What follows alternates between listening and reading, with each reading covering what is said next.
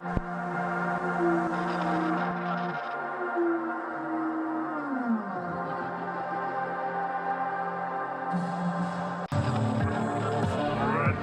of the innocent.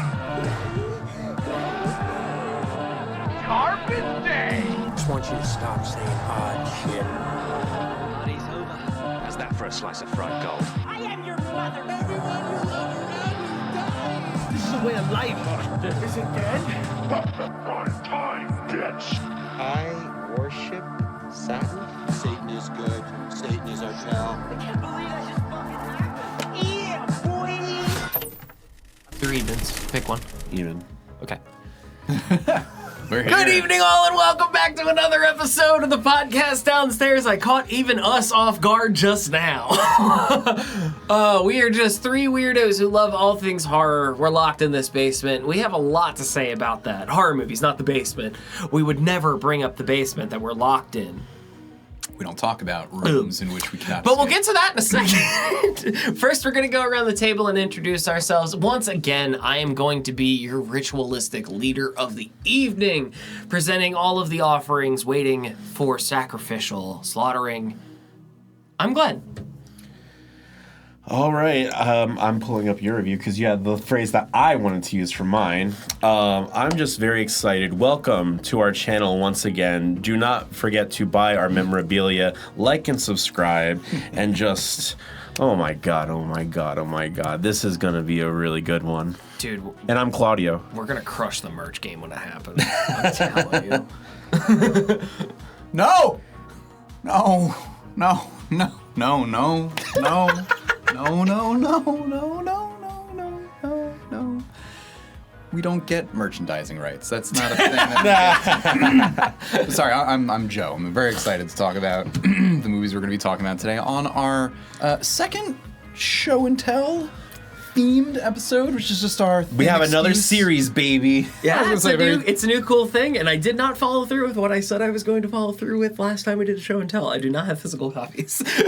I was just going to say a very thin excuse to just visit random things that we enjoy and think are really cool. Either things we wanted to see in theaters at the moment, or things we wanted to revisit and give some love to, things we've talked about in passing, that we can now bring to the forefront. And it's just a really fun time. And just if we've seen the movies, we can chat about them. If not, we can explain, kind of give a hook. Want to name what we're going to talk about at the top just to be informative, or is that going to be we want to hold off until it's time? I'm fine with Because presenting last time mine. we presented them as they came, right? Yeah. Correct. Do you want to try something else, or just follow We could through? try something different. I was just something curious because I've given one away, actually two if anyone is actually listening.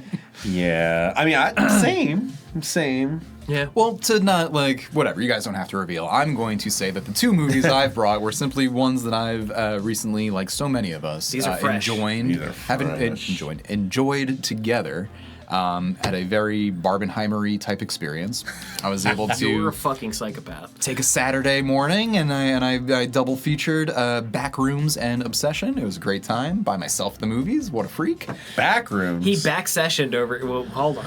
Back session. Well, that's why when you brought up the basement, I Odd said rooms? that we do not talk about rooms from which we cannot escape. So that, and then obviously my no is a poor reference to the fantastic performance of Indy Navarrete. So again, you're probably well versed at this point with the the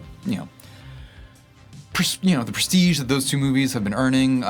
Claudio gave it away a little bit with the like and subscribe YouTube meta-ness of not only our pod, but the origins of those two directors, those young men that we're going to be discussing later. But so we will do so without any spoilers. I wasn't even referencing you. I was referencing one of my picks, which was another Shudder Joy, The Cleansing Hour. Which is a very, starring our Scream King, Kyle Gallner. movie about a podcast. So Movie about a YouTube channel of exorcisms and what details come from there. And if you were like me and oh my god, this is gonna be a good day, I am only referencing the 2014 classic that I hold dear to me, Creep.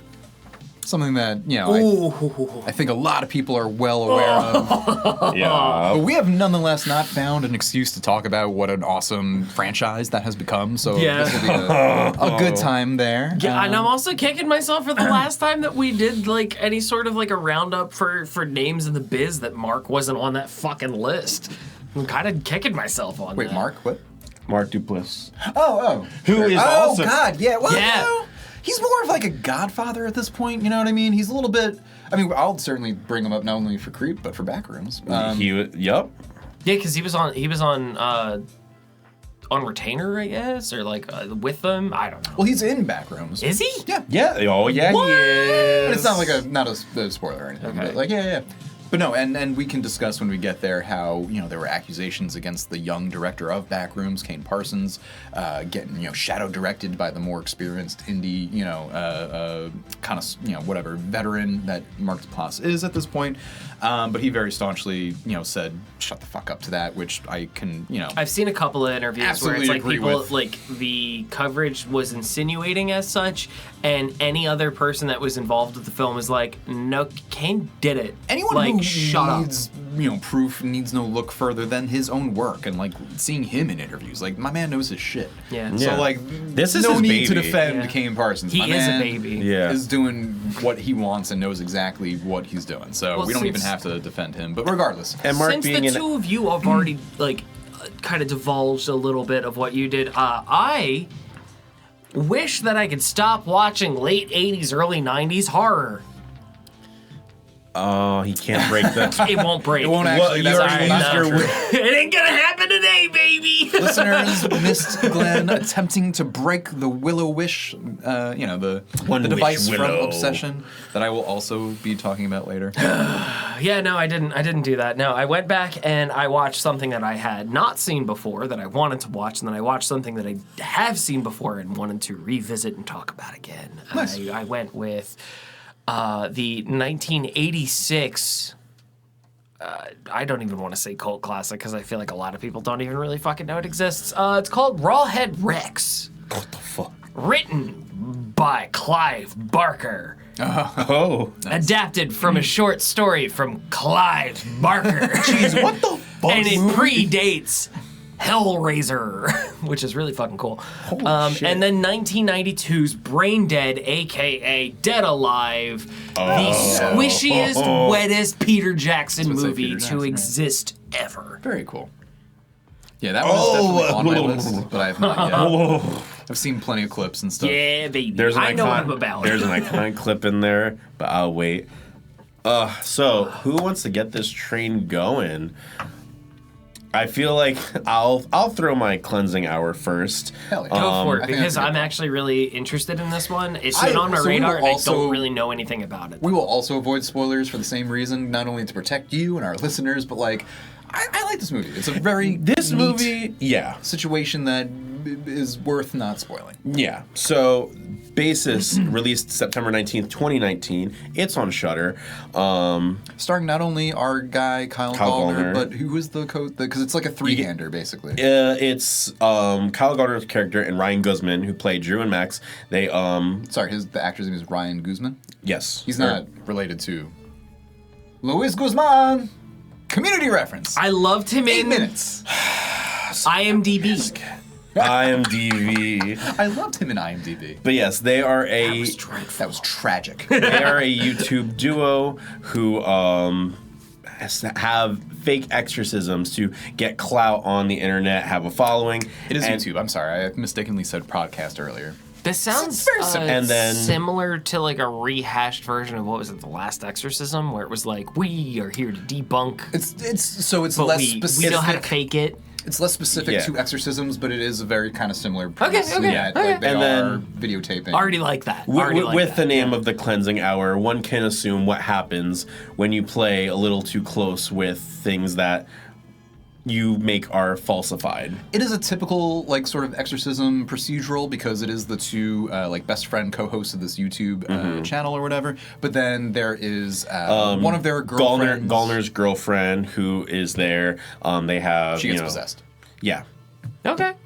I'm in. There's also a bit of a love triangle situation, so Yeah. that I'm makes out. things interesting. And Joe's like, I'm in. But what, it's Kyle Gallner? Kyle Gallner. I'm back in. So like Max is the face of the series. And I like the other guy. He's like funny. He's like he does what Not he Luis needs to. Guzman, yes. Yeah, not Luis Guzman's Yes. nephew or whatever. Was it And then- Nate? You said Nate Guzman? Ryan. And then Kyle Gallner's character is like the tech Behind the scenes. Yeah, he's the one who makes. Wait! I have seen this movie. I was about to say, you've definitely I saw it at your house. I was about to say, we've probably and we watched it watched together. it on. It was one of the Shutter streaming thing. It was looped that just one to on. TV. Yeah. Dude, that movie was so weird. Yes. Oh God. And then I also really love the girlfriend, who's the actress's Alex Angelis, who awesome. She's very good. There's the older gentleman is in it too. There's like an older guy, right? well, so I think so it's there's really the fun dude and how- his daughter who are working the. Yes. Yeah. Oh right, okay. Because So, like there's a set involved. Yes. Yes. so you have your Dude, this movie was fucking batshit. This is a great pick. Oh God, that was so. Oh, I had no idea. He's over the movies. Blue was like, I knew you've seen this. I was like, it's no, Kyle- I've never seen it. It it's Kyle sounds Gallner. cool. I'm aware That's what of I'm saying. it. It's like our It's guy. Kyle Gallner. Regardless, so we have our three leads, and then you do also have like two. You have the other... sound operator. You have the person and his daughter who are also working the set as well. But in addition to like the 5 sort of main cast members like on set, so to speak, I really enjoyed the recurring cast of like viewers of their Yes. because it is recurring and it is like revisited upon as things amp up. And I don't know, it's one of these movies that like Because it's like could have been there's like a sharper, live but stream going on, right? yeah, Yeah. But like Because I they think stream The it Exorcist. more or less hits the mark it's aiming for and like kind of nails the timing, the humor, the pacing. There's stakes, but also there's an unserious element to it. But also, But like you have the friendship, you have the love triangle, like those like character arcs, even some solid as gross outs. traditional as they are, I thought like were executed. The performances hit. You feel like the jealousy, you feel the betrayal, like and whatever. Like I think it does its job well. it doesn't paint or like as you famously say. I will say as if we don't recall this an Things hour are ago. established. What's it called? Shows doesn't tells. Until it tells, but it shows first. I honestly don't remember. I've seen this like bits and pieces It several sizzles. times. It doesn't like, fizzle. For the sake of it, the love triangle isn't really like, until it's like you it's revealed see at the the right time. Yeah, you see Good it structure, yeah. and then it hits its climax. But like Jesus Christ. Wow. That got really hot. Take a shower. yeah, I thought this was a really It doesn't until it climaxes. but I thought this was a really fun thing. Oh God. Who's Tal? God. Oh my god, I'm in a tank top and I'm already sweltering. God Yeah, damn. it was a fun treat. Exorcism movies aren't usually like my holy shit, I gotta see it. But this is one that's been on my list for eons, and to actually exist with it, I was like, okay, this was a fun ride. I feel like it hit the thing that a lot of people don't like, which is folks trying to make it a Marvel movie. But what I mean by that is just like injecting some banter, some like quippiness, some levity into the proceedings, taking a genre thing that could be dark and over serious and kind of maybe not letting it be like so self-serious. But I thought in this case done the right way, which is not to say too much or with a heavy hand. Like you're still allowed to feel all the genuine feeling things, but you still have like a lot It of drops the comedy and it drops the There's good lightness punchlines. when it needs it, but then there's other times where it's like it shuts it off completely. And it's you're nothing like, amazing, but like I oh. think it hits what it intends to well enough, and there's a good balance and nice pacing, and I just like those absolutely. things matter so much to me. Whereas this might be a 3.5 star movie, but like it's solid. You know what I'm saying? Like Yeah, I'm not mad at what I experienced. I wasn't like, I'm not going to get that time back.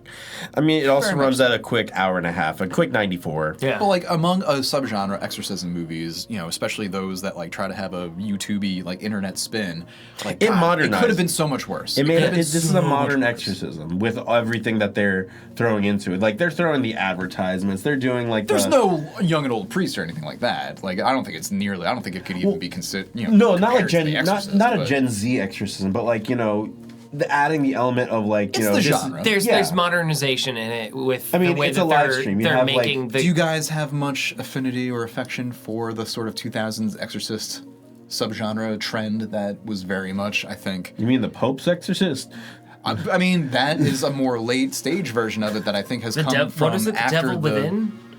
I'm talking like the Exorcism of Emily Rose, the Exorcism of Yeah, no. The Last Exorcism. The There's like Last a bunch of Exorcism, them. Emily Rose, Possession. Possession is still one of my favorite fucking. Not 84. Okay, I was gonna say. I mean, That is that's its that own is thing. Possession. That's I'm talking beyond. about The Possession, which was the Javier Bardem, or was it Jeffrey Dean Morgan? I can't remember. With It the was Dybbuk Jeffrey. box. It was Jeffrey Dean Morgan it was with Jeffrey the Dean Dybbuk Morgan. box, and his daughter gets like possessed by playing with the Dybbuk box. That movie's fucking crazy. Isn't The Possession the name of that like 2018 Netflix movie with the chick from Girls and Get Out and Megan? Or am I thinking of? No, I'm thinking of The Violin. So, What am I thinking? the 2018 Possession was Possession of Hannah Grace. That's not what I'm thinking of. Is that what you're thinking of? No, thinking of the Jeffrey Dean Morgan vehicle. Shoot, hold on. I'm gonna figure this out real quick. Somebody. I think it was fill- 2006, if I had to guess. Are you thinking about The Perfection? Yeah. I Okay. hated that. Yeah, no, hated that. Okay. The Possession, good movie. Okay, Possession, that's on a good movie. Perfection? I'm just getting the P's mixed Yeah, up. Sorry. yeah. But yeah, Cleansing Hour, I think it did what it wanted to do very well. It was very fun. You know, I was enjoying myself. It didn't feel like I was watching it to do homework. I was engaged in enjoying it. And again, exorcism movies are not like my running to the video store to buy it. So like I enjoy I'm an still, exorcism movie. I'm still very pleased with this. Yeah, I feel like an exorcism / possession movie it is truly one of those like. It sometimes feels like it is the lowest apple on the tree that is the easiest to like go after to try and write a movie. So, but that's why when No, I it agree. happens and they pull it off well, it hits even harder because have it's said it like better myself, yeah. Kind of So like with zombies. I Like, will there's so say- much trash and so much dreck, but it's also like When it's capable done of the well, heights. it's done Yeah. well. I have to shoot two things because one, bang bang. Pew pew. Because of course I had to Florence, look this Florence. up when you said, "Oh, exorcisms are like the bottom of the thing," and I was like, "I wonder if there's a movie like this." So I searched up Amityville Exorcism, and there's indeed an Amityville Exorcism from 2017. Yo, Yeah. that should be our new like litmus test. Hey, has Amityville done this at some point amongst their 30 Oh, we're direct-to-video talking about sharks in sequels? this episode. Was there an Amityville shark? Oh my and there God. was. There Amityville was. Death Whistle. If this was a morning radio show, Oh my we would god. have a- we You're would have a tuning view. into the podcast downstairs. Oh my god. Wow. But yeah, so don't abuse the the other effects. thing, That while was while Alex, laser beam? Wars. Do it again. the other is cool. thing, while Alex 17 Angeles minutes. It's always was, sunny. oh my god, 17 minutes. You're doing it. No bit. Your bits have been Whoa, seized. busted. Hey, Seized. listen, man. Alex bring my bits Angeles into was the physical actress for Lane, but Tara Carsian was the voice of that possession, and it was such a very I love crisp. when they do that. Oh yeah. That is That's so. super cool. That is so textbook, old school Talking about in fucking Cleansing Hour, right? filmmaking. Cleansing Hour, yes. Yeah. She voiced the possessed voice of I Lane. liked all three performances of those three leads. I think either she or Gallner are the strongest. Gallner probably just because we love him and I think he lives in every performance he does. But I thought she was really her like, convulsing super and her compelling, it was convincing. yeah, it was very convincing. When And then the she other when her voice is face super cool. changes, like Good she makeup or whatever. she presents it in a way that like her character change, and Some it's of like it's digital, but it's some very, of it's yeah. It's very Late Night with the Devil. Yes. one of my all-time favorites. Oh, was Kyle Gallner ever in an Amityville movie? I don't think so, but I wouldn't rule it out. There's so many. I looked at his IMDb. I don't think I ever saw it. Thank God. Can you imagine? I feel like those. I'm sorry for getting off track, but now I'm thinking No. about it. He's our The, screen the closest king. you We got need is The to- Haunting in Connecticut. There we go, though. An exorcism movie. Hell yeah. It's two for him. If I had a nickel, I'd have You know, two. I really like that movie, though. That's a great fucking movie. That's what I'm saying. Some of these are very good. Like, I like The Last Exorcist. I thought that was a fairly clever iteration of Yeah, this as well. there was the Eric Bana one that was like, I want to say it was like 2010s, where it was like in New York, and it was Eric like Bana. The Devil Within or something like that. I like him. Yeah, like there was a handful of really cool ones for a minute, but then they all started really blurring together in my brain. Did you ever see Hannah? Hannah. He's really good in that. He's like a secret agent. Oh, no. Daughter is like a. Oh, super Taking agent. it, Deborah Logan. That's when I always. Deborah Logan's a really good. Oh, The Lovely Molly is another. That one is. The Lovely Molly is not talked about enough. What's the one from 08 that's on my list that stars the lady that we love from True Detective Season 2? Lake Eden. Is that Lake Eden. Is that a possession? That's not a possession. No, that's just a That's fucked a- up. that's a cult fucked movie. up. Yeah. Cult, okay. I want to watch that soon. With Kelly Riley. Yeah, that's her I name. love Kelly Riley. But On not to Tubi. get off topic. I'm sorry. But yes. we just We're just leapfrog talking so about many people things. we like. I wish we could Show like. and tell. Special interest. Do you ever Here we have go. those The moments? podcast downstairs presents people we like. Do you ever have that Sometimes. moment where you're like, what if we just hit pause and try to track how we got here? I love playing that game. Oh, I love doing that. It's so That's fun. actually really good for memory retention. Yeah. If you ever feel like your memory is starting to fail, start doing that and testing yourself. That is a actual PSA thing. It's really good for developing better memory. And for the people who can rewind this and we can't, it started with Kyle Gallner and an exorcism movie. Yeah. That isn't The Cleansing Hour. Or Amityville. Or Amityville. So yeah, this was... Okay, so no Amityville, but 2 exorcisms, of which is again the Cleansing Hour. Was there anything more that you felt deserved some attention? I liked how the possession affected, like, I mean, not that, it painted everything very strictly, like, you know, he's the only person allowed in this square. Anyone else tries to leave, they're done. You try to get in here, you're done. I would say, this is the game we're playing, and then it alludes to like I often the complain sins they've committed. about not knowing the rules of a supernatural situation, and this one felt fairly solid. It was also like very quickly explained. You get it almost immediately. I really liked, if I remember correctly, there's a cable management nightmare that happens where somebody gets killed by a bunch of cables. So he's almost strangled, or it's Yeah. Gallner That's fucking sick. I feel like because it's a good movie for just like set design folks, or just like anyone that works behind the stage in a theater, you know. Practicals, yeah. one of the things I will say is like with each of their exorcisms, like they do actual research because it's on a teleprompter, and they have what's called the devil's Encyclopedia or Yeah. something, Yeah. or It's- Codex or whatever. Yeah. It's just basically Google. Yes. but yeah, Demons but, Wikipedia, and it's a lot of fun. They search through like, you know, the hints at the demons. Yes, because they're trying to find the name. Yeah. and find the text that'll stop it. So in There's this a little one, bit of fun, like it's very interesting how like this demon Ticking is like clock stuff. hinting at it, and as it's going, Kyle's like rushing to the computer, typing this info, trying to like pick down like, you know, I existed before that. Okay, a pre-exist, and it would like, I thought that was really cool. Yeah, it's fun. and it's It like has It's a ticking race clock against. energy. Yeah, it's got a race against. it's in the time back type of your thing. mind. Yeah. It's very which wire do I cut type. Yeah, vibes. it's like, is this an important thing? Is this an important thing? I feel like this was a great pick too, because this is something that I feel like people would very easily just go, next. Like just seeing the name or anything, it's like, oh, possession movie, The Cleansing Hour. Okay, don't really care. This is one that it's like, no, take the time to watch it because it actually is really fun. So It apropos really the of, devil's like- database, that's what it was. It was apropos of like our love for Shudder, and just like also how we are often kind of chronicling how we find things, as you just said, Glenn. Like I love Shudder, but like so often I'm like, oh God, I'm paralyzed by choice, right? Like too much freedom. Oh God, I don't know what to do. Deliver Us from Evil is the Eric Bana movie. I had to look that up. Suddenly it all seems the same, and I never know like what to start. And so like my pattern recognition, thank God, kicks in, and I'm like, all right, do I recognize any directors or cast people or like anything that would like let me know this is worth checking out? And like, yeah, if you know Kyle Gallner, great, but like if you didn't, again, this is a title that I would say like, yeah, put on your watch list. It is worth checking out. It is more than just, I don't know, it's contemporaries. Yeah, it's a great fucking It's a movie. good choice. That was a good choice, and it's so funny because like I did not realize that's what that movie was. I didn't know the name. Did anything about it stick out to you? Like, why did you pick it as your show and tell? So I wanted something. I think the only thing that has the only thing that has something comparison that I can see from the jump between my two movies is that they're incredibly low budget. I could not find the budget for Cleansing Hour. It was indie AF.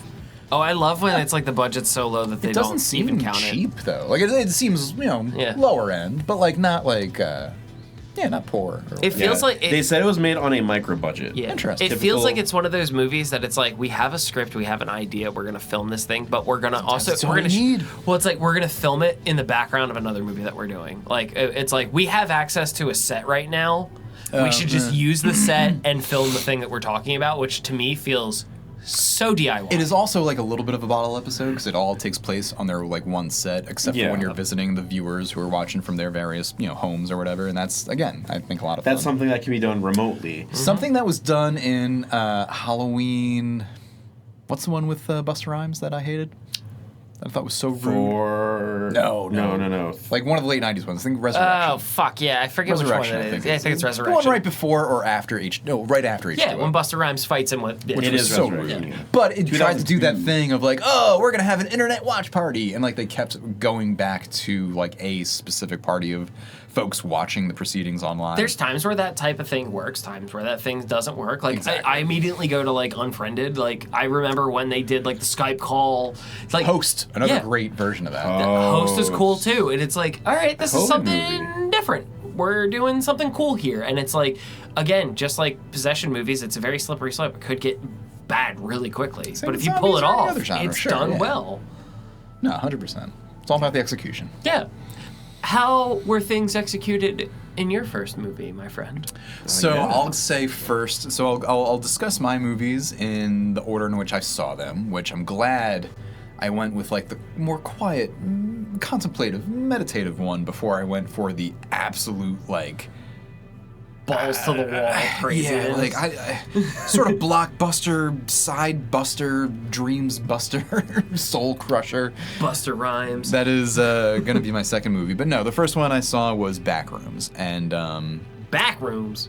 to answer your question, I thought it was executed, pretty fucking flawlessly. I mean, there's, I don't want to simply regurgitate a lot of the narrative around this movie already. So, my reaction might be a little on the short end. But without fine. spoiling anything, there's plenty to discuss in terms of just the atmosphere. And it's kind of easy to do so because this is a movie that, if you don't know, is adapted from a series of YouTube videos made mostly by the same director of the film, Kane Parsons, who is now, I think, 21, but started working on this movie when he was, I think, only 19.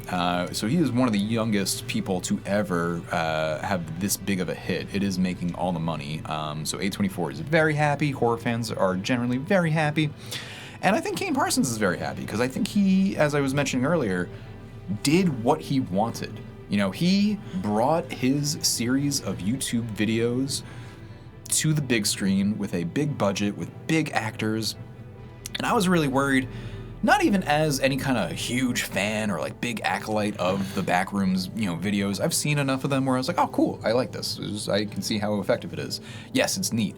I'm not the type of person that's going to sit in front of a screen for like 16 plus hours just combing through, video footage. Like, I'm just not that person. I don't have that time anymore. But I was still afraid that, like, putting, like, characters in this, maybe explaining too much is going to kill the thing that works so well on, like, vibes and creepy setting and atmosphere on its own. So, really quick, if you're not familiar, Backrooms, as mentioned, is like a series of short YouTube videos. But they themselves are actually developed from a creepypasta, which again, it if you're originated on 4chan in 2019. so if you're someone who's older and not super familiar with those corners of the internet, these were message board type platforms in which folks would essentially just post creepy stories, and it was really neat because it was essentially like live digital folklore, and it was actively being added to and contributed And if to. anything, it's more so a writing prompt than anything because there was nothing attached to it rather than just a picture of a Sort of like yellowed, a empty yellow room, office space. Tacky wallpaper. Yeah, bad wallpaper, and it was just like there was an unnerving aspect to this room, and people continued to just write and write and write, and it was like digital folklore at its best. The roots of this, yes, have the origins of the the 4chan and the creepypasta of it all, and that's the other. But like this also goes back to like deep literary roots, where the yellow wallpaper is a very famous feminist short story. I forget by which author, but also discusses the suffocating, oppressive nature of a very sort of domesticated, yellowed, aged kind of environment that has been abandoned of any kind of agency or hope or purpose or, sense of freedom, right? Which is very much what is being, cultivated and brought out in not only the, YouTube videos that explore like abandoned malls from the 90s and, these sort of furniture warehouses, that were a little bit more common, but would also be sort of indicative of like a dead consumerism, not only literal space, but sort of cultural symbolic space. And then, we've gone steps further in these videos and in the movie to make it a more sort of deeply personal psychological space, which again, some folks I know are already complaining like, you made it make too much sense. But I'm someone who's like, look, if you're gonna do that, like, first of all, just... There's beats in storytelling you have to hit. You have to hit something. I feel like, look, if you're gonna make the jump to the big screen, like, you're gonna have to sacrifice a little bit of the mystique. That being said, I think he pretty much nailed it. Like, he only gave away the littlest bit that could make it not make too much sense, but enough to resonate. Like, this hit me in a real personal way. And like, without, harping on it too much, I'm just gonna read just the very, very end of my one review of Backrooms because of how personally it hit me and because of like things I'm going through.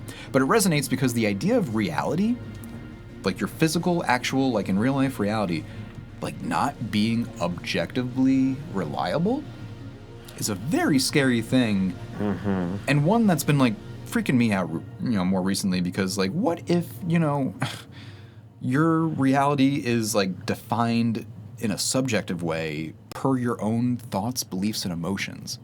And so like your world could be created by things you're not fully in control of, like reactions that are subconscious and happening constantly without your conscious brain even being fully aware. Like that's a thing that's been like kind of bothering me for reasons that we don't need to get into, but like, just the idea, I suppose, the analogy that your choices, the bed that you have to lie in, like not being one that you intended, something that the main character of the movie very much is going through.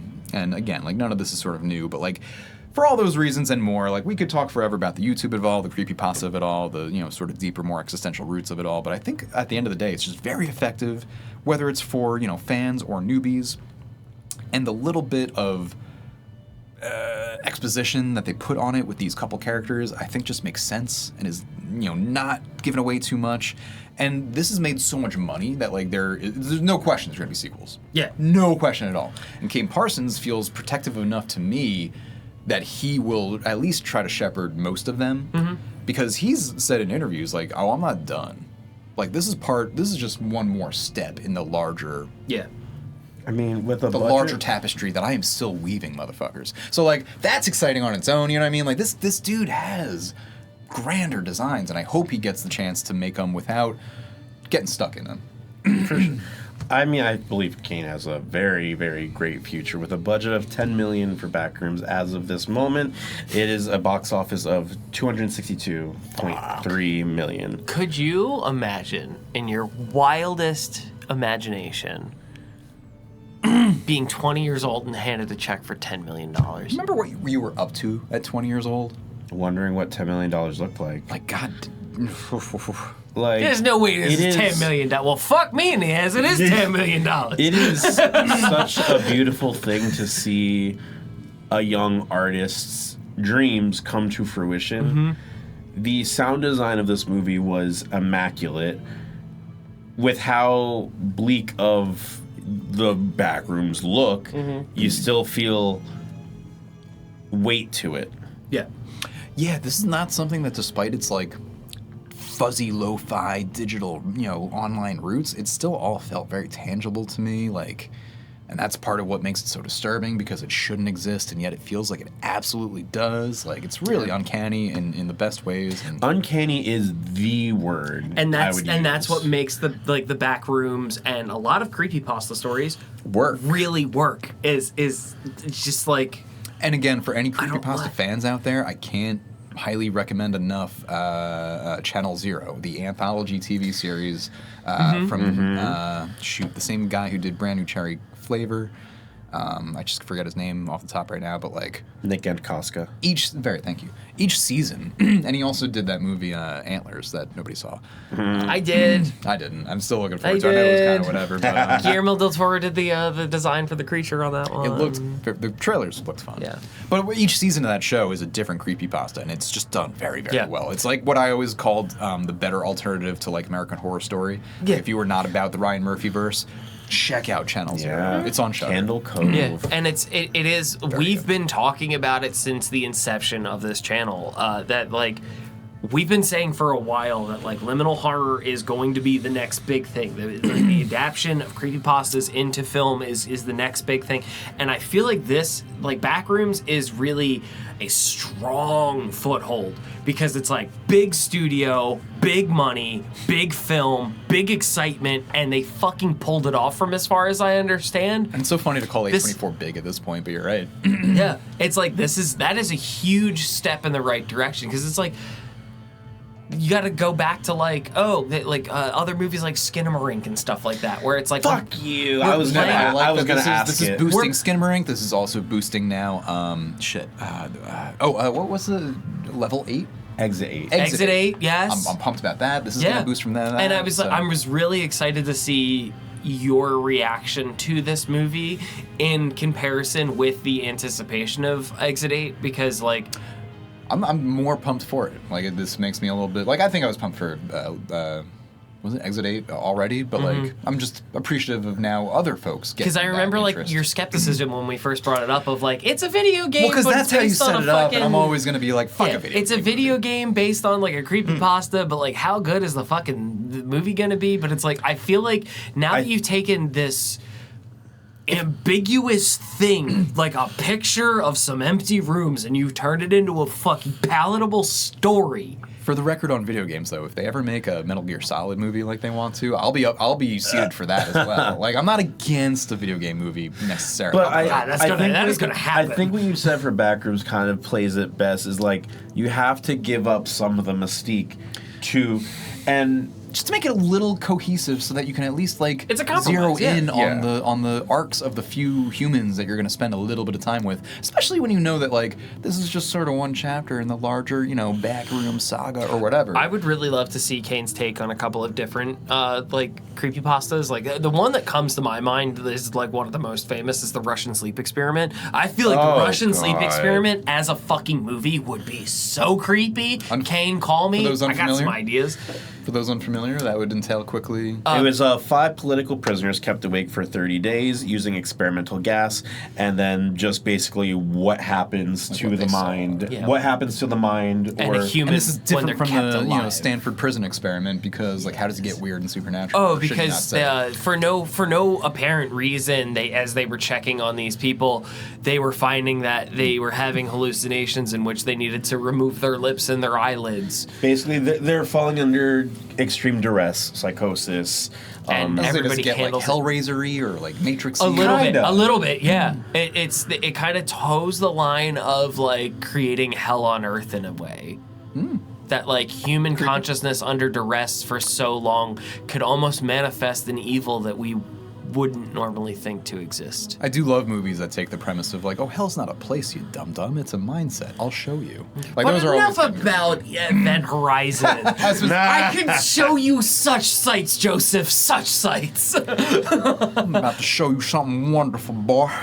And I mean, it's not even just like, that's not even just fucking Event Horizon, it's also Hellraiser, which brings me around to That's what my I thought. first pick by Clive Barker, Rawhead Rex. Damn, you really just Wasn't grabbed, that good? you That grabbed was the mic fun. and said, "Mom said it's my turn." That's it. It was fucking good though. That was fucking I was good. actually really proud of that. Kudos for spilling. All right, so fuck you. All Back right, to Clive so Barker. so Rawhead Rex came onto my radar solely just because it is a Clive Barker movie. It is a movie that was written by him based off of a short story that he did. Some of the names attached, not super big names. You got like David Dukes, Kelly Piper, Hugh I'm sorry. O'Connor. I'm sorry. David Dukes? With an S. Yes. Correct. Dukes. Okay, so this is not David Duke, No. who we all know who David Duke is. No. I think he was like what, the Grand Wizard of the KKK at one point, No. or some white supremacist, Yeah. vaguely legitimate. Neo-Nazi, yeah. So just making sure we're not talking about No. David Dukes with an S. Dukes as an archer. He was in like fucking like Dukes. 7 episodes of Dawson's Creek, 1 episode of Law and Order. Like 1 episode of Ally McBeal. That's one for you. 7. I remember the dancing babies. Yeah, like so. David Dukes was not a huge actor. It was like Kelly Piper was in a handful of like B horror movies. Cool. Hugh O'Connor was a child when they filmed this. Is this an 80s movie? What year is Yes, it is. So this was 1986. Yep. And was this like in competition with like Pumpkinhead? This Like- is a creature feature, yeah. Yeah, okay. Featuring the creature. It's featuring the creature. And boy, what a design. So Also slashery, right? yeah, no, not really. okay. It's a creature feature, really. Okay. The whole idea of it is there's an American family, the Hallenbach family, who David Dukes is the. Sorry, the Hell and Back family? That's fun. Yeah, I didn't even pick that up. I hate you. So he is he's a historian and a photographer, so he's traveling through Ireland to try to better understand the pagan culture, and he's got a thesis to write about it. Doesn't fucking matter. I am, as a once aspiring academic, I appreciate that bullshit. But what he ends up finding is that there is some farmers unearth this very large rock, and the rock gets pulled over, and it frees this creature from its prison, and the creature's name is Rawhead. Rex. No, I don't know where Rex came from. That's just the title of the movie. They only refer to him as Rawhead. He doesn't look like a dinosaur. Guys, obviously. He looks so dumb. This is the most like rubber movie mask monster you've ever fucking seen. You guys are embarrassing yourselves, okay? This is an allusion to Oedipus Rex, okay? So this is actually going back to Greek tragedy. No, I'm kidding. No, it ain't that subversive. And once right. once Rawhead is released, he just goes on a rampage throughout the town, just slaying anybody and everybody. Anybody that Rawhead encounters that he doesn't kill, he gazes into their soul, and they look into his eyes, and they become the servant for this pre-Christian creature of havoc. So, Claudio, as you were describing it, showing me the pictures that you had also shown me. Yes. But, like, I don't know if you It's would the like to most describe. ridiculous thing that you've ever seen. It's almost like the Goombas from the live-action Mario Brothers, except Yes. more snouty, like a little Yes. bit more American Werewolf in Paris, right? yeah. That's kind of the. But it's also That's it. with like a sprinkling of like the creature from like Big Trouble in Little Chinatown, like big neck, no huge neck. He's not turning his head. So, fun fact, turn his whole I found waist. out that that Rawhead was played by a 19-year-old named Heinrich von Schnell. Big German young lad. Big German young lad. He worked out for 2 weeks nonstop before they filmed this because he wanted to get be swole. as buff as possible. But here's the fun thing, and Joe, you're gonna love this. Mm-hmm. When it came to casting, there are no big names attached to this movie. I do appreciate that. When it came to casting, they tried to get one character actor to play Rawhead because they needed somebody tall and big. Was it our guy from Alien and/or Predator? You would think, but it's not. No, it's another person that's very like near and dear to your heart in one way or another. They attempted to get Peter Mayhew to play Rawhead, but his fee was too high. Peter Mayhew, do you know that name? Well, yeah, but what, you said his feet were too high? No, his fees were too high. Oh. Peter Mayhew being the man who played Chewbacca in the original I was gonna say, Star I do know Wars. that name. I don't know why. Absolutely. Holy Very shit. famous tall man. Which is so fucking funny. That is. I hope our producer, wherever he is right now, is losing his fucking marbles. We were literally just talking about Peter Mayhew the other day. It was so funny. That's great. No, Peter Mayhew was supposed to do it, but no, instead they were like, all right, well, we can't afford that guy. Let's get the 19-year-old super tall, super ripped German freak. And he doesn't did an need Star Wars incredible money. job. did an incredible job. There's not really much to say about this. This is a straightforward creature feature, bloody mess from beginning to end. What kind of creature? Because it's not a werewolf, right? It's not. No, he is a pre-Christian pagan creature that existed in this land before. Gollum-y? A little bit. So there is a line in it from one of the people that he had indoctrinated with his gaze and made him part of it. With his gaze? Yeah, and he made him a minion. He took a deacon. Lot of gays. Diva. He took a deacon of a church and turned him into one of his basically was he his a drug dealer? Renfield type of deal. We really like to talk about movies that happened weeks and weeks and weeks ago, don't we? That's crazy. Look,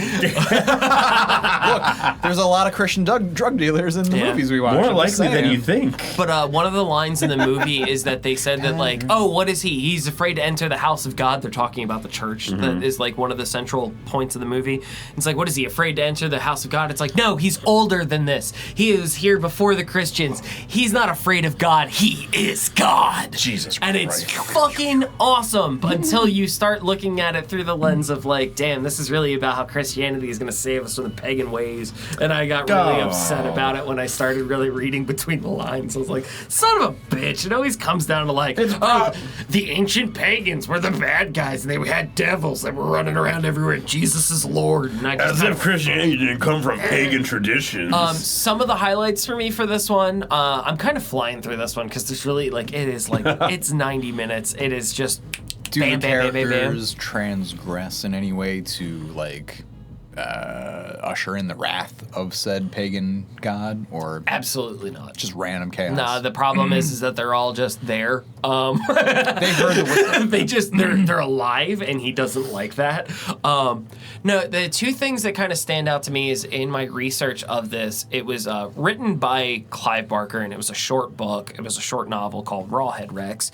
And in that, he wrote out the entire story beginning to end, and then he came on as hey, I I turned it into a screen adaptation and got it made. And when the movie was finished, Clive Barker was like, damn, you guys really did do this one-to-one with the book. But the issue is that some of the things didn't hit the way that I wanted it to. Apparently Rawhead Rex was not supposed to look like he looks in this. He was supposed to look like a pile of raw meat. And much more phallic. He was supposed to be much more, his words, much more phallic. Oh God. Maybe it is an Oedipus Rex connection. It could be. It could be. So this movie actually led to why Clive Barker was so involved on Hellraiser. in Hellraiser. Interesting. And then the other thing that really stood out to me is there is a reverse baptism scene with a priest where Rawhead Rex pisses on him.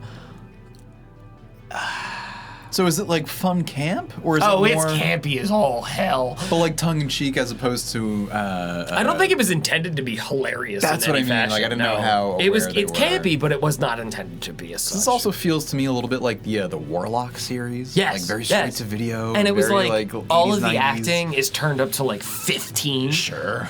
Somebody's child disappears and the guy's like, why?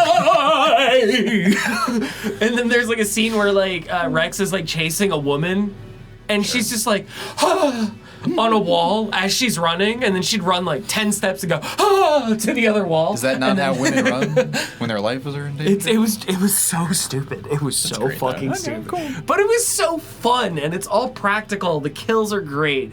A priest 86, gets pissed baby. on by a demon. What more do you want? Go piss, girl. Yeah. It's just, it was Irish folklore turned creature movie, and it's dumb and it's silly and it's what I watch horror for. Is oh my god, there's blood and guts, but it's all point and laugh at the rubber mask man running around. This is cool. I want to get a bingo chart for you, a really big one, just to see what 80s horror movies are even left for you. Oh, there's There's so many. Yeah, there's plenty. There's so many because I can go further. I can get lower. I haven't even begun to speak about street trash. Glenn does own this subgenre more so, I think, than any of us else. Oh, yeah, here, that's but, your domain. You got plenty to.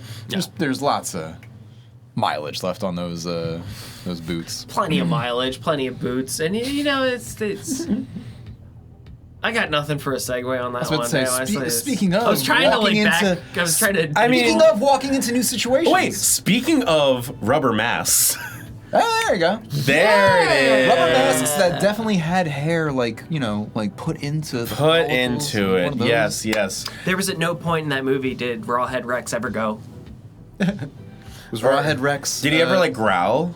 Was his alternate did. name not Peach Fuzz?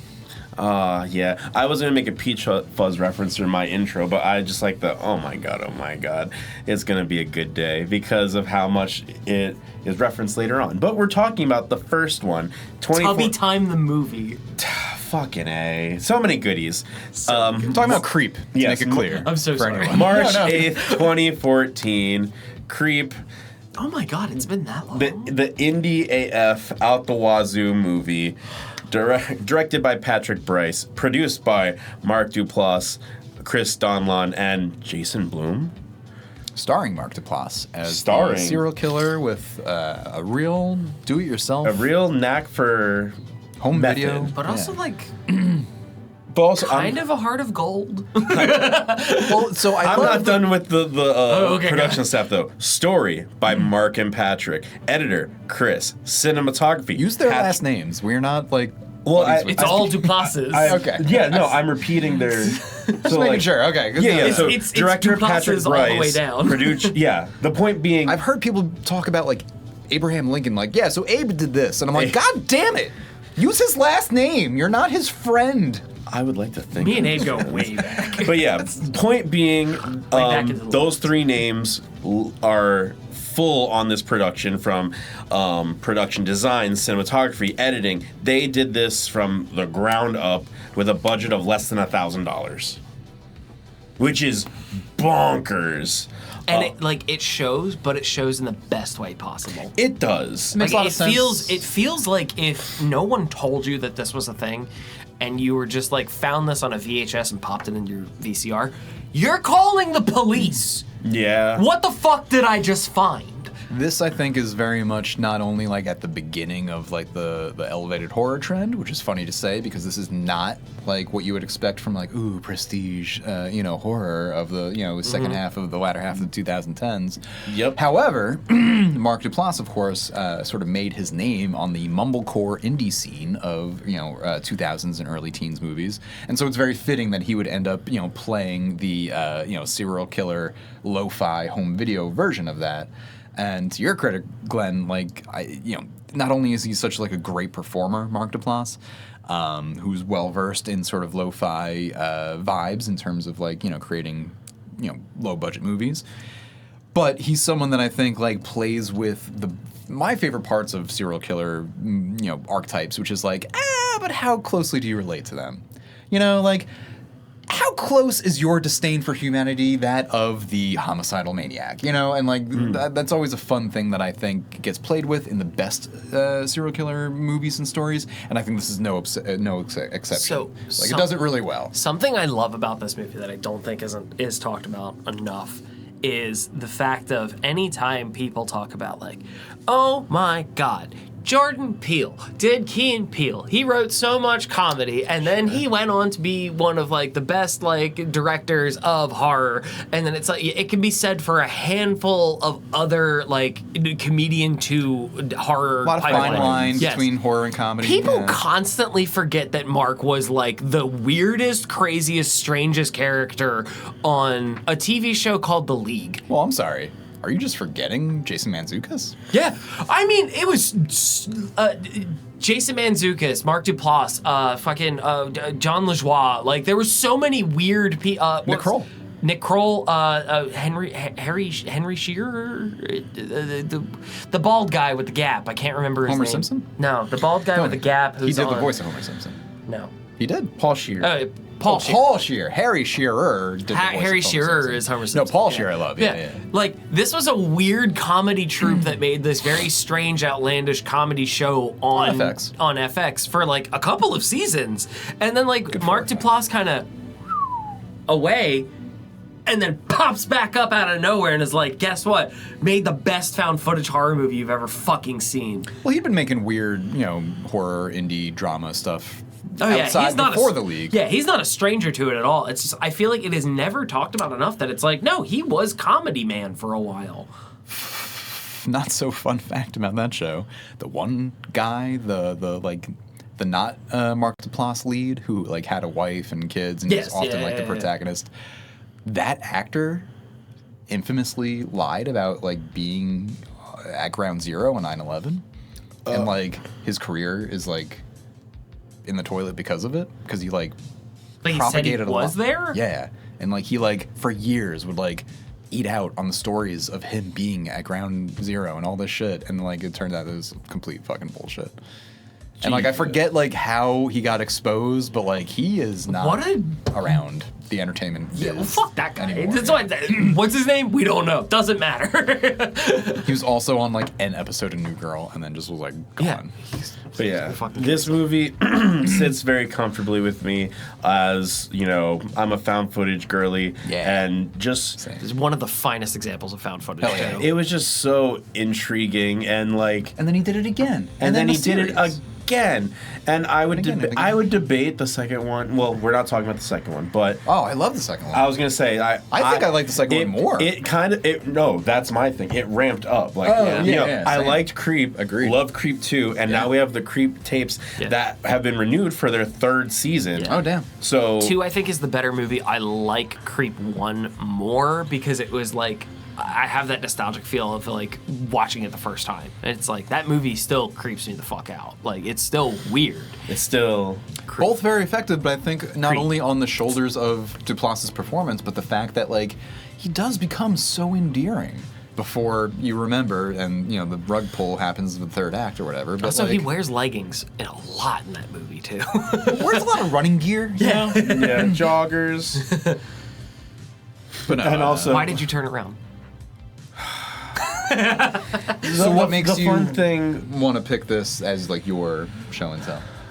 I or talk well, about the fun I thing. wanted to say, you know, budget consistency. Creep 2 is also a very micro, under $1,000. So it's I appreciate. I believe it. Often the and I drawer love it. of found footage. Yeah, I appreciate, like, you know, not to, again, as I've said numerous times, you know, oh, you don't need a lot to make it. Like, obviously, there's hoops and ladders you have to jump through and climb to get a movie going. But, like, you don't need $1 million to hit what you want to achieve if what you want to achieve is a found footage psychological examination of two strangers and how uncomfortable it can get, but also how just terrifying. Like, It's not just uncomfort for its own sake. Like, it's not like The Office humor exactly, No, although no, it does no, no. utilize those sort of elements. But it's very much, I think, like you're saying, like what happens when folks roll the dice on like a Craigslist situation, and you know, then how far can you take those interactions? and just so many things like What's the worst that can happen? yeah, when is the you're waiting for the rug to be pulled at any point.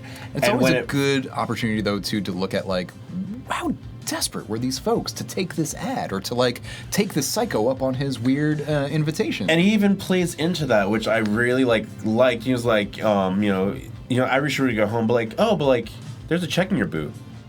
You looked in your boot. I know you need the money, so why don't we just like? Well, it's incredibly manipulative. Like, it's Oh always my so God, yeah. much fun to watch how he sets up the lack of options for them to. It's a game of mousetrap. leave. Yeah. yeah. and it's a matter of which trap is But going also- to be. I was gonna say, so it for anyone plays- that's not familiar, we should establish Oh, that, yes, like, okay. the, If you the haven't seen creep So- movies, creep tapes are very much Mark Duplass, a serial killer, but somehow roping in a rando to spend some time with him and his video camera before he inevitably Document decides his life to figure out how to in rip them some open. fashion. Yes, he tells our character, our protagonist, Aaron, that he is succumbing to a tumor, and he wants to record his life to send to his unborn child, so that way. How could you say no to that? Which is incredibly endearing too, and especially when it first kicks off, and it's like, well, no, I want to have these moments with him, even though I'm not going to be there, and it's like it is incredibly touching. And before yet, the along curtain gets pulled back. So it is yet- a little bit like that Office episode where Michael Scott is making the video of how to take off Pam's bra, you know, for his future children. So it's pretty much that. But it was Dwight. Ow! Ow! Ow! You just get a pair of scissors. Switch. And then even with that, like through, it's like you're doing this job for me, but I'm still investigating you along the way. Yes. And It's that morbid curiosity on top of everything. It is manipulative, yes, on Mark Duplass's part, but on Aaron's part, there is that weird morbid curiosity where it's like he has options to leave at any point. he can just say, And it's the same thing the viewer's going through, where it's like, I want to see the train. I want to see the wreck. I know it's going to be, there can't be anything good at the end of this, but I have to see it out. and just how terrifying it gets. I mean, like, and then I think this is like for I was gonna say for better or for worse, but that's not the phrasing I'm thinking of. If you recall eons ago when I talked about The Strangers and how frightening it is because it is something that is real life. It is tangible. something that is tangible and could happen. And while thrown to an 11 at some points in this movie, it's still something realistic. Like, in the age of Craigslist and online ads, this was a real thing. Yeah. People would find Craigslist these killer's a creeps. real fucking thing. They like, would find these creeps yeah. who, just for whatever reason, would have them do all these things, and then, surprise, I surprise. like both movies very much, and then when they announced the series, I was like so skeptical. Like Like, man, what those two movies were like kind of a little bit lightning in a bottle. You're telling me you want to do it like 8 times a season? And Get that- the fuck out But of then here! you told me that David Dastmalchian's going to be in an episode and he's out creeping Mark Duplass, and I watched a lot love of that. I've only watched like some of the first season, but like I'm continuously impressed by how they're able to keep the premise fresh, despite doing more or less the same thing every time. Absolutely. And again, I mean, it's because of strong, distinctive characters. And I mean, with enough love for it, like, we have David Dastmalchian, we have Such director great guest of stars. Heart Eyes, Josh Rubin. Yeah. Josh who is Rubin's also in a an part of episode, it. And it's Really good it's one. really I love him. interesting, and like, I like how when the main thing. So it's so funny to talk about Josh Rubin here of all places as well. So this movie's where we play well. D&D. And it was like, where did he come from? Dropout TV. What's Dropout TV's biggest thing? D&D. so Full circle. this movie is 12 years old, so spoilers be damned. it's fine for At its climax, the wife, quote unquote, calls him to say, like, oh, like, who is this? And he was like, oh yeah, you need to get out of there. And then you start, the veil is slowly revealed, and then the thing that terrified me the first time I saw this was just Aaron's getting these random packages. How did he know where he lived? And then it's just these subtle things that lead onto it. And then one of my favorite gags is I'm looking in this room, I leave, and there you are. One of my favorite gags. And it's like, there's no music to it, it's all ambient. And that's another really cool Yep. thing about this found I also footage. think it's one of the most striking final scenes of a movie I've ever fucking seen in my entire Yes. life. It all culminates to It's incredible. Joseph, Mark's character, asking Aaron, hey, let's just make amends. I'm going to be at the park at this time. Yeah. I'll be there. I realize I'm a fucking weirdo and I've been torturing you and I want to squash this. And so Aaron sets his recorder And it is, and you know, says, you mentioned Peanuts earlier, but like Charlie Brown is going for the football again. yup. And he's like, I have 911 speed dialed. And he goes to sit on the bench. And you see Mark walk behind him, put the mask on, swing the axe. It's all a stationary shot, very matter of fact. It's and I all- think and that is it like is the one of most the- effective It is part. one of the most like You don't hear I'm anything. I'm an adult with internet access in the year of our Lord 2026. I've seen live death on fucking video before. That was the most realistic death I have ever fucking seen in a movie. The way that there was no overacting, it's just dead. Well, and it's great And it was- because you know it's coming the whole time. So kind of part of the movie is like you're waiting for don't- when the literal axe is going to drop. And so when you know it finally is at the very end on that shot, you've been so intimate with them so many times. You've been in so many situations where it could happen, Intimate is and then you a beautiful finally word. see it at such a distance. And That's when yeah. you're most like, no, behind you, he's right there, and you can see it all in brilliant daylight because it's the middle of the afternoon. That's and when you yet, start questioning where He gets you away with it. sit as the audience watching this. It's like, where is the voyeurism coming from? Like, who is really the creep in this situation? Is it Mark Duplass? Or is it you for watching this happen? Because Well, it's that's always- almost or that's every is found it- footage. I yeah, love it's that. it's that Or- idea of selling rooms. the simulated snuff film. Yep. Or is it Aaron? Because again, he could have left at any moment. And Aaron's just a glutton for punishment. Well, and that one's funny too because he's like, I got my phone on ready to Speed call. dial. And it's like, well, yeah, you only think that's a good safety move because you don't expect him to just let her rip. like you in a you're park. waiting for a fight. You're waiting for a blackout. You don't wait You're for not- yeah, broad daylight. yeah. And it's just so incredible. But the main point I'm getting to, which I want to segue into Creep Tapes about this, is that the film stops after the second swing, and it's back to Mark, who's recording, and he's saving the disc. He opens his cabinets, And you realize- and there's a library of This is not the only DVDs. time This this isn't the first time. Or It the was his last. favorite time because that was a special person. And he liked it. because he didn't look back because he expected. Why didn't you turn around? Why didn't you turn around? And it's just so haunting to think Yeah. how many people he's done this to. And that's why I was so excited for Creep Tapes, because for me, it's literally taking one of those tapes out and hitting play and seeing where in the timeline these things happen. And I think that's so genius. Like, it's like, I don't know what the right phrasing would be, but like, you have infinite possibilities. You can do everything with this or nothing, and no one would be mad either way. Yep. You can dive into that lore in that cabinet, or just say Creep 2 was great, and we're gonna cut it. And not even cut losses. It's such It was tragic irony because you have infinite possibilities, and what do you choose to do? The same thing: reach out for connection and fucking murder the person you're reaching out to. Like, And it gets meta on that again when you start going, oh, well, what is a psychopathic behavior? Like, what is this? What is that? It's like the whole thing about like, oh, doing something and expecting a different result, and you keep doing it over and over and over, and it's like, well, that's serial killer behavior. Well, and it's also like the classic Crime and Punishment thing of like, oh, you just want to get caught. You're just acting out because nobody ever put you in your place. You know what I mean? Which And, is like, why it is Creep that- 2 was so effective, because she did stand up to him. Yep. And he went, Well, are and you my she's- protege now? And she's very different, right? it's she very kinda- like here like the cleansing hour. such It's a very good sequel because here- it does get. And it's so different, yes.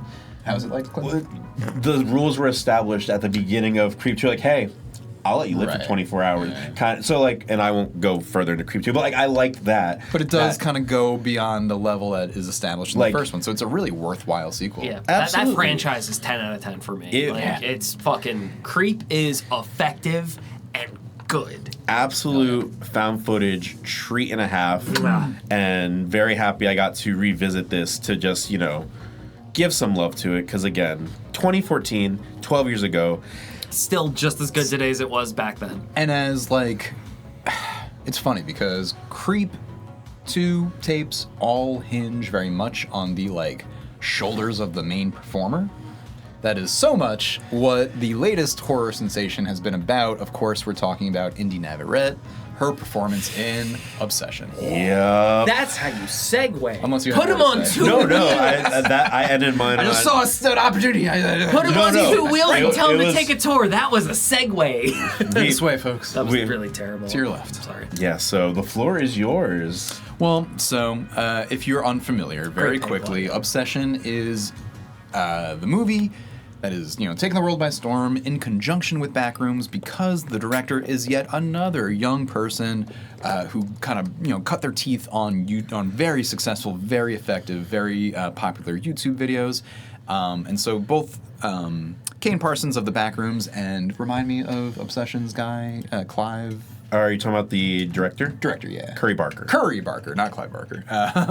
Who, Kane Parsons is now 21, I think. That would have been a good segue. Damn. I think, what's his name? Shit. What's his name again? Bear? Barker? Who? Curry. Director. Curry Barker. Is, I think, 26 at the moment, but still very young, but still incredibly confident, knows exactly what he's doing behind the camera. Someone else who has very much played with the discomfort in humor and horror, right? It is that fine line, and I think it's explored beautifully in Obsession because this is a movie that has an insanely strong premise. So, like, you could just, as I described in our, like, oh, what are we most excited for, posts earlier this year on our socials, this has such an amazing premise that, like, it could have had crappy acting, poor writing, and shoddy camera work, and it still probably would have been worth the watch just to see where it goes, because, again, the premise is so strong. But it has an insane cast. This incredible performance on the star leading lady Indy Navarrete, who we'll get to in a second. But it has the writing, it has the camera work, it has the incredible special effects, it has like insane mood and tone, and just like hits at all the right spots. But so Obsession is about this very classic fucking loser, put upon sad boy who. If this was like 10, 15 years ago, would be like our kind of traditional hero. But, in those years, we've kind of come around on this archetype, on this protagonist, as like a real piece of shit. And just like, fuck you for being such a little, like, wimpy, basement dweller, and grow a pair and, like, stop being a creep. But instead of doing that, this lovelorn, 20-something dude has an unrequited crush. And instead of just like, growing a pair, he ends up in the possession of this device, a wishing willow, I think it's called. One wish willow. That when you break it, you can make any wish in it. It will come true. And so, as I mentioned... As long as you respect the balance, I think, is... As I mentioned in my review... you are one. Got to pump it up. This is such a strong premise because it was remarked upon in Disney's animated Aladdin, right? The rules against what Genie Robin Williams can do for Aladdin are thus. You cannot kill anyone. You cannot resurrect anyone. You cannot wish for a million wishes, right? And most of all, you can't fucks with love. You can't force someone to be in love with someone. It's just as bad as killing them, right? It's removing their agency. It's horrific to think about. Don't even go there. We're going to sing about magic carpets over here. Can your friends do this? Can your friends do that? God, I love that movie. But Obsession is no. What if stupid sad boy does make the wish to force someone to be in love with him? In fact, quote, to love him more than anyone else on earth. It's the classic monkey paw. That is. It is. Yeah, that's the verbatim. It's a very classic monkey paw story, which has been done to death. But it's funny you mention that because even if you never read the 1930s short story Monkey's Paw, you probably saw the Simpsons Treehouse of Horror episode that did a monkey's paw. Or any iteration of the Twilight Zone version of it, or Billy anything. and Mandy made a reference to be careful what you wish for. We're going to kill you, Billy! God. We're not the first podcasters to remark upon the sort of phenomenon of younger generations discovering older things through their later iterations. Just or saying, later Jordan reference Peele points. didn't name his company what he did. Right, yeah, for no monkey reason. paw, very good. But so anyway, that is the basic premise. But the woman who this wish, essentially victimizes, the actor playing her, Indy Navarrete, does just incredible work, and she deserves all the hype. Everything I've been hearing, can't be oversold. This is one of the best performances. So Margaret Qualley is going to be taking over the role of the remake in Possession. In Possession, yes. That's going to be happening, but and I love Margaret Qualley, but part of me wishes damn, I wish it was going to Indy Navarrete because this woman, holy cow, can just that's all I've been hearing. Knock it the fuck out of the park. Yeah. And I try to jokingly kind of reference her performance of the no, which in itself is a lovely reference to the performer in Get Out, who does a very similar riff on no, but both characters are actually in the same boat. Because both characters, their true selves, have been otherwise suppressed or imprisoned, and replaced with whereas in Get Out it's literal body swapping. In Obsession, we really don't know who the character Nikki has been replaced by. It's just a sort of entity that is clearly devoted to acting as though the dude that made the wish is the only person that matters to them, and that's true, but you can tell that it's not love so much as it is fixation. And so it just again is a very strong premise because you can naturally see how horrible, you would take it to the nth degree, and that's exactly what happens. And it's done so brilliantly, and it really showcases what a piece of shit the dude is. And without spoiling anything, it's horrific to watch, but it is worth watching, and that's all I'll say. I saw this. I texted you. I was like, "Are these the two movies that you're gonna feature?" And you're like, "Yeah," but it just And I was like, "Fuck." short I was on like, time. I still want to watch it. And I was not disappointed. It was fantastic. I'm very much like An alternate title for your theme, Joe, I think would be Just Go to Therapy. Seriously. Truly. Men, just go to therapy. For both of your movies, honest to Men, goodness. have you considered maybe just fucking don't? Maybe Now, just- the main dude in Backrooms does go to therapy, and it is his therapist that ends up, trying to come to his rescue. But even though he did go to therapy, he didn't really like follow through. Yeah. Unfortunately, because he had Men, kids to take follow care of. through with But therapy. Anyway, yeah, just truly like. But It's a good opportunity to just have someone that will listen to you and validate Creep, you. Creep I wouldn't can speak happen from experience. if Mark Duplass went to therapy. Just saying. We wouldn't get a great movie, but there would be less mayhem I mean, his and character, carnage. not like Yeah, Mark yeah, I Duplass was gonna say. No, I meant like in the movie. Mark is a very strong advocate. Oh, yeah. Yeah, Mark is a huge Very advocate. strong advocate for mental health and trans filmmakers and all that. So, Mark not. He's a real one. And Mark, I'm really, not Joseph. I'm really upset that we didn't include him in our listings before. Well, guess Really what? quick, it doesn't spoil anything, but did you know that Curry Barker is the voice of the customer service line? Yes!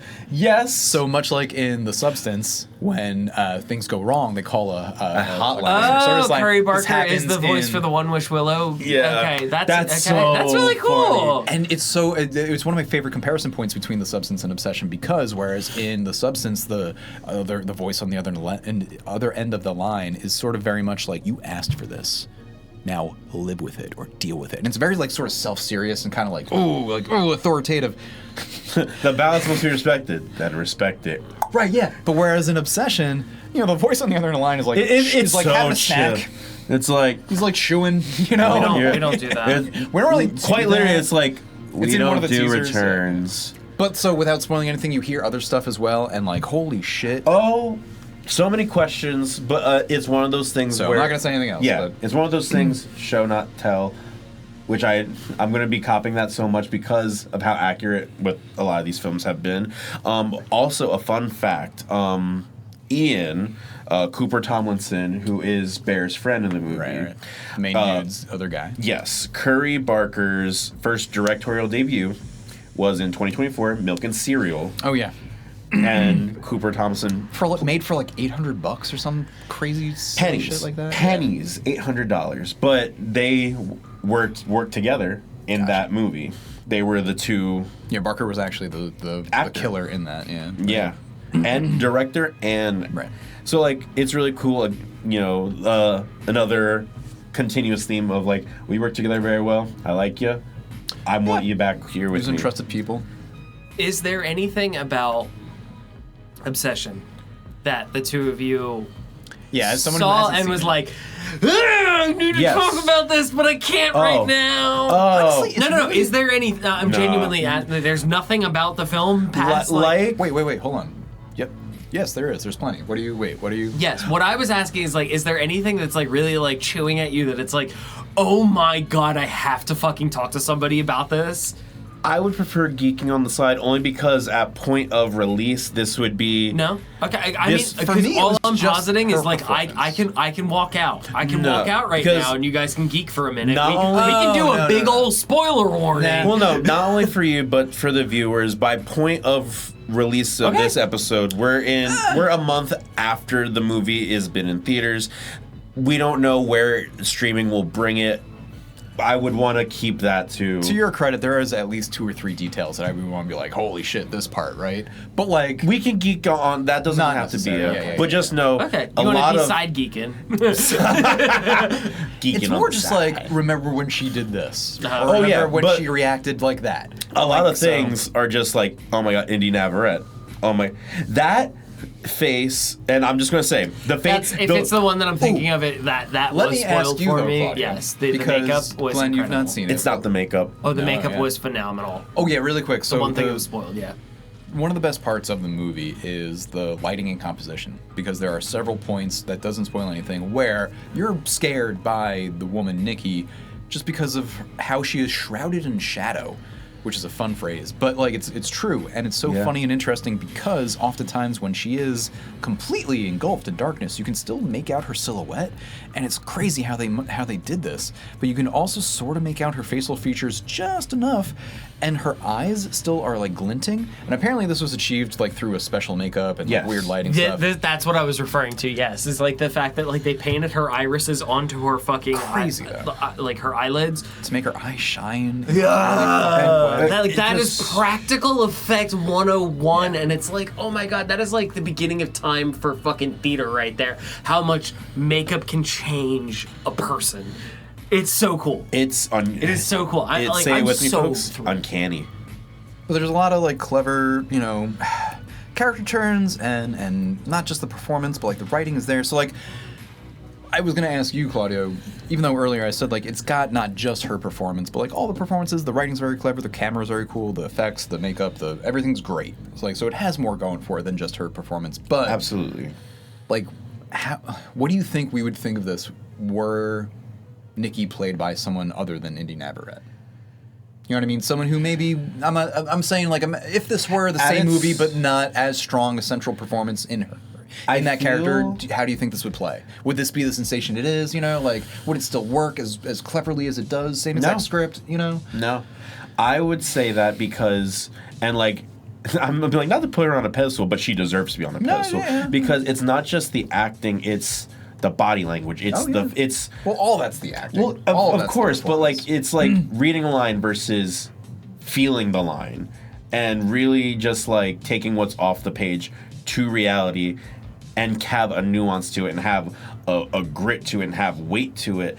And just like every time she did something, I was just sitting in awe. Like it's one of those things where like the first thing I can think of, and like, this is gonna be a ridiculous musical theater reference, but like I think of like Little Mermaid and Chef Louis. Chef Louis is this off the wall character, very flamboyant, very loud, like a presence for comedic effect.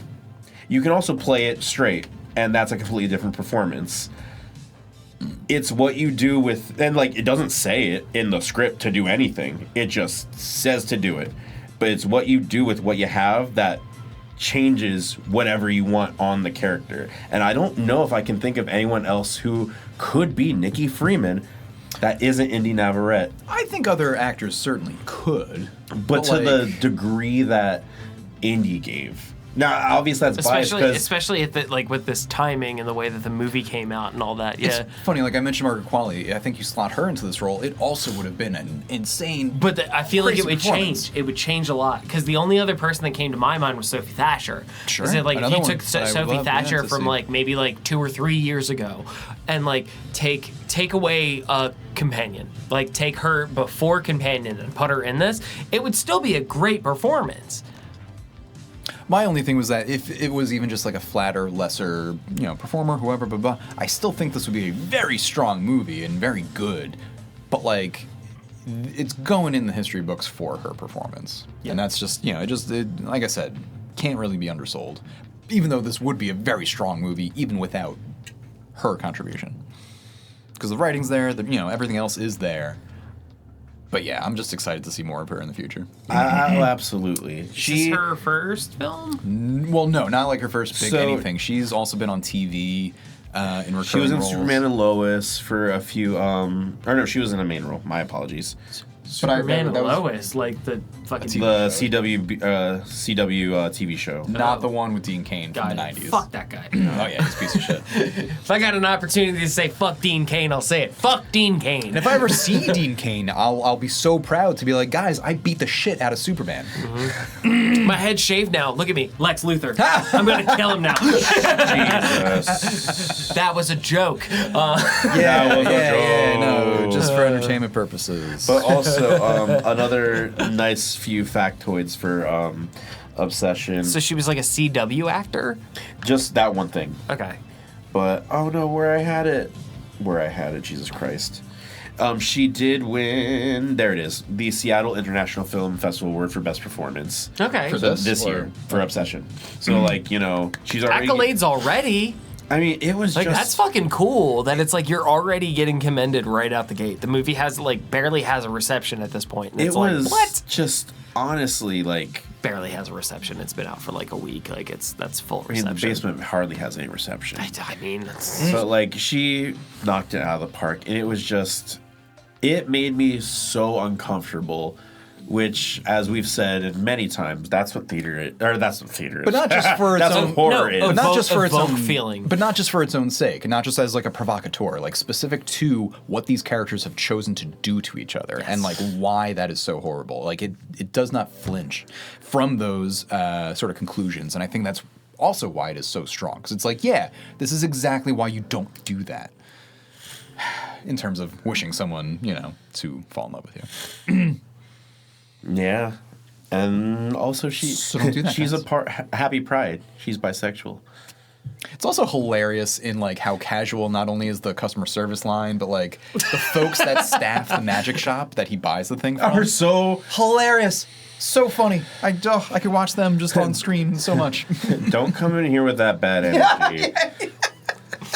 He comes in like all panicked and fucked up, like in Like, third act, whoa. and the guy's just like, bro. One of those, Calm like... down. You're not gonna I'm just disrespect fucking this with you. space. They're over here.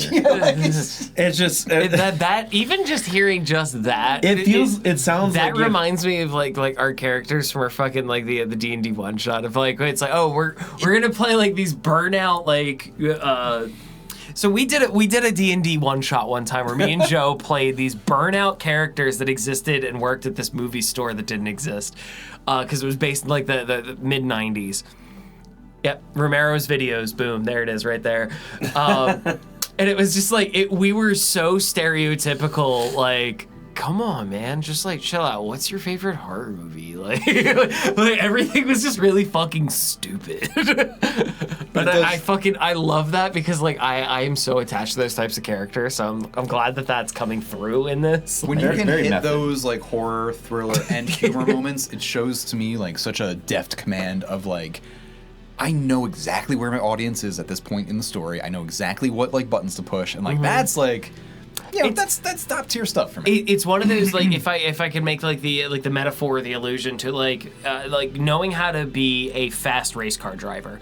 It's not it's not about how fast All the time. You can't do full gas the entire way around the track. Know when the curve is You coming. need to know Yeah. when to tap the brake at just the right moment that you're still keeping momentum and you're not falling behind. or flying off the rails or Yes, whatever. exactly that. And I think that it's like that well-placed comedy, that well-placed moment of brevity and like slowing down a little bit just to give the audience a moment to just digest what they have. And then you hit them over the head with a wet fish. That's what I was saying with like Cleansing Hour, I thought had that balance as well. It's more than it is in Obsession. That's because it's less dark in the first place. So like they play with it more. But like Yes. regardless, I think both kind of hit that nice balance when it was necessary. Yes. And a fun fact for your movie again: $750,000 was the budget, with a box office of, $750,000. with a box office currently of $286.5 million.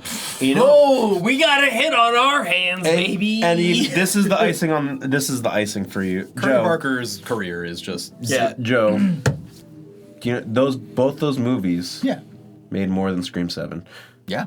And the Good. fucking Mandalorian and Grogu as well. Good. Get Good. fucking But also Which is wrecked. really Get cool fucked, too, man. because from what I understand, this was the first time that two indie features have taken over the box office sales since 1990 something or another. I heard that too, yeah. Which is even cooler when you consider that a Star Wars movie was put out in between them, and that Star Wars movie did not even touch them. Well, I will say Grogu's at 315, but with an immensely higher budget. Yeah. So like the dividend is not gonna fucking work. That- very And well. also, That's it's the point I'm- also these They've movies, been trying to tell people Wait. that they're making money, but they're not. Like they're trying to frame it in the way that like the Grogu movie has made money. It has not. I can't remember if this is also true of Backrooms, but I know it's true of Obsession in that this is also one of the few movies like in the record books that has like continued to increase. Like as opposed to like okay, so Mandalorian and Grogu, You its get the opening initial weekend drop, was the tallest, and there's then the it dropped. and then the high down. Yeah. Whereas with Obsession, every subsequent It hits weekend, middle and it keeps going up. yes, Yeah. it would drop and claim its seat back. What? Like in the box office, like, oh yeah, this is like what No, I I'm saying made. it wouldn't drop. It would. No. When the movie proverbially drops. Okay. When it comes When out. it released. Yeah, Gotcha. yeah. Yeah. Wording. So English isn't very good. With It's a me, hard language, dude. but it's very impressive, and fuck yeah, support indie. Support indie. Never it. I guess it comes around to my second pick, and my second pick, Jones. Yeah, my second pick has no way of transitioning into this again. I am all transitioned out. I'm segued out. I don't have Fine. anything It's your good. final movie of the. I guess you could say the party's over. There. My second pick was I rewatched Dead Alive, Brain Dead from 1992 by Peter Jackson, which is a splatterhouse, irreverent comedy zombie horror movie that is so Australian, New Zealand, it hurts. Is it called Dead Alive, Brain Dead? It's called Brain Dead or Dead Alive. It's one or the other. I've only ever heard Dead Alive, so. Okay. Yeah. A young man's mom is bitten by a monkey, like a rat monkey. She gets sick, dies, and then comes back to life as a zombie. Now, wait. Is a rat monkey a real creature or an Australian creature? No, a rat monkey is a puppet that Peter Jackson had made up, and it was horrifying looking. I don't know, man. Camel spiders exist, so I'm just they double do. checking. Jesus Dude, Christ. I mean, like, there's not much to be said about Brain Dead, and like after talking about like something like Backrooms and Obsession, it's like there's not much to be said about Brain Dead. Not true. Another technical marvel. It is a technical marvel, but high it's like production. it wasn't breaking any like new ground or anything like that. Wasn't it though for like a lot of sort of practical? It was a lot of practical effects. That's a lot of it. So I know Yeah. this and Evil Dead were sort of in tandem and sort of like pushing each other a little bit, right? and one leaned more into the this one particularly leaned more into the comedy. Slapstick of it all, yeah. Yeah. And it was like this movie with like rewatching it was I forgot how stupid this complimentary how stupid this movie is. It's so fun to watch a priest going, I kick ass for the Lord, and like beating the shit out of a where zombie. this came from? Yes. There's also like a man killing a horde of zombies with a fucking push mower. So that's the scene I remember. That one's good. There's also the zombie baby that like crawls up inside of the lady and rips her head open and like pops his face out. There's somebody eating and their head was chopped off, so it's like as they're eating, the goo of everything they eat is just sliding out of their neck. So to be clear, God. this movie is about basically Peter Jackson's special effects potential. Yes. The story, as I Because understand this followed Bad Taste, which was Peter Jackson's first into irreverent comedy horror stuff. So this like follows up on that tone, and so it is like a horror comedy, and it is Yes. just like a slapstick gross out. And the premise is what the dude's mom gets bit by a mutant creature, and then just all hell breaks loose. Yeah, right? she starts turning people into zombies from there, and it's just sort of friends, neighbors, You haven't anybody that's seen- around the house turns into a zombie, and the only person that doesn't turn into a zombie that isn't our protagonist is his love interest, and he is trying his damnedest to keep her safe. You haven't seen Beau's Afraid yet, right? No. All right. So I hate that movie, but like it basically opens with just like this character, Beau, stuck in a city in which the entire populace seems to be not only roving in wanton violence, but essentially like hunting him down eventually.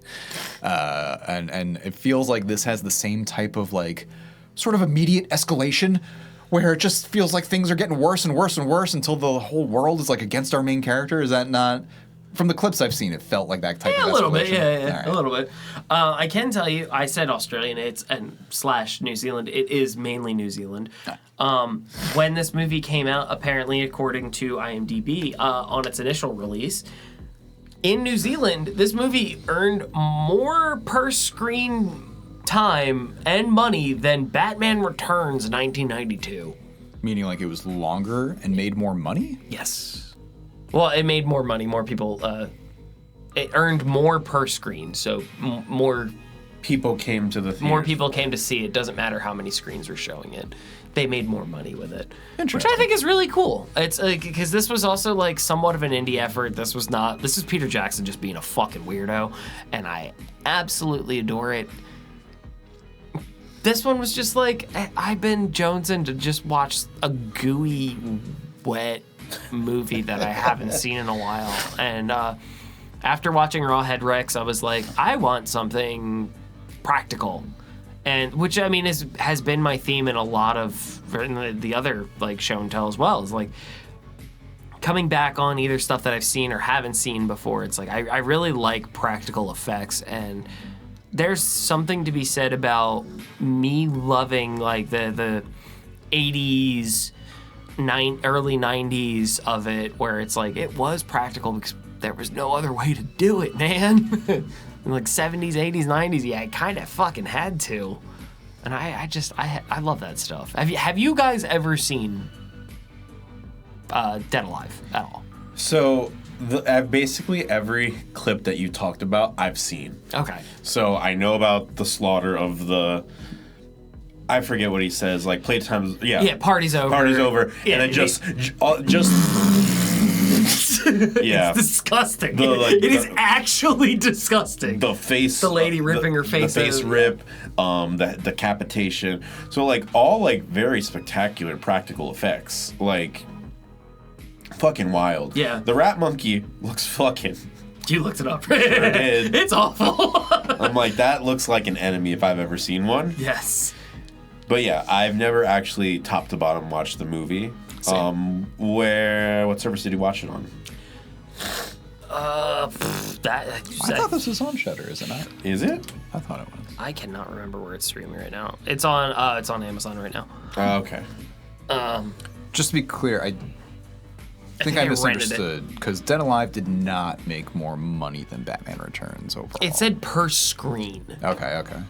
Interesting. Okay, that's So I like think it different was math. Never mind.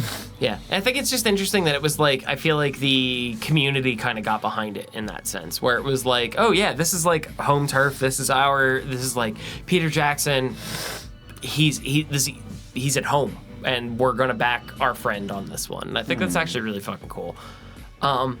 Yeah, I just feel like everything was so eloquently said about Obsession and Backrooms that I'm just like, I watched 2 splatter movies. And there ain't nothing Which wrong have, with that. just as much pull, if not more so, than the new flashy, prestige-y stuff. Like, no, all the real horror heads are forever going to be remembering the gross-out splatter, content of the 80s and 90s. I think more so than even if Obsession and Backrooms ends up becoming like.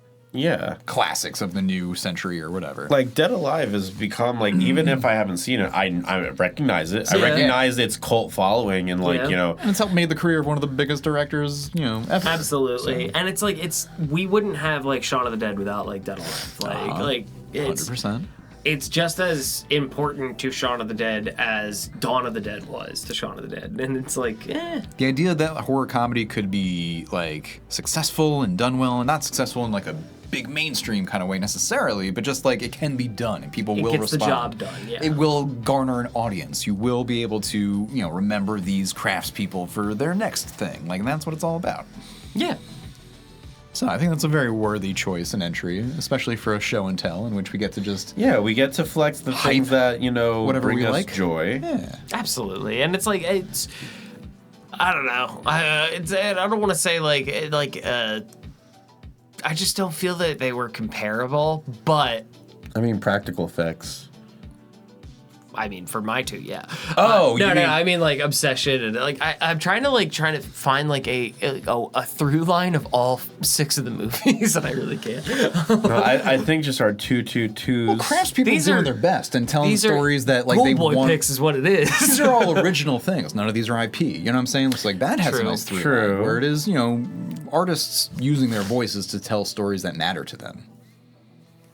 That and that should Whether be it's However a- eloquent or gore Yeah. is involved. Eloquent or slapstick and And I think that certainly should be the lesson that like any storyteller takes away. It's like, oh, just do good stuff, and it kind of doesn't matter the genre or the budget or the whatever. It's just like people will respond to look at you guys authentic- with the silver linings. authentic stories. Hey, thanks, Paul. Or no, thanks, Randy.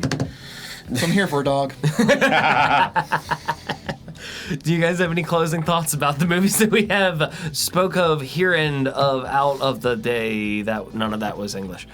No, I'm good. I'm very happy that we have like a secondary series going on. We have our slash chicks. We have It's been fun. our own like themes, and like having a show and tell is nice because then like it gives us a reason to clear out the queue, but also gives us time to like reminisce on the things that like kind of make us who we are as horror heads. Not whore heads, horror heads. I was very excited for a new Barbenheimer. Like that was a real fun. Yeah. That was a real fun double feature for me that Back Saturday session. morning. Back session. Wait, I don't like it. The more I say it, the more I I'm hate stealing it. this from like whoever told me about it online, but like someone did mention to me that they had seen like a meme going around where it's just like a text status update of like Obsession, Backrooms. These sounds like strip clubs I would have avoided in AC 10 years ago. Oh my god. Which does sound like that. Yeah, It would be. Obsession. But instead, they are the yin and yang of the new horror movement of summer 26. So there you go. There you go. Watch Obsession. Go watch Backrooms. Go watch Creep. Go watch Cleansing Hour. Cleansing Hour. Go watch. And watch Rawhead Rex if you feel like it. Shut up. And go see Dead Alive Definitely if you check want out Dead some. Alive though. If you want some sick ass gore. Yeah. But at the end of the day, that'll about do it for us at the podcast downstairs. We hope that you had as much fun as we did. You can catch up on previous episodes on our YouTube or wherever you get your podcasts. I believe our previous episode was us diving deep into some Shudder originals, if I remember correctly. Yeah. You can always find us on TikTok and Instagram. Be sure to like, comment, subscribe, follow. Give us your thoughts on the movies that we spoke about today. We'd love to hear your thoughts on things. We'd also like to thank our producer and tech wizard, Don, as well as Not Great Entertainment for all of the help setting up the pod. Take care of yourselves, stay away from wishes, and until next time, stay out of the basement. The basement. Stay out of the basement.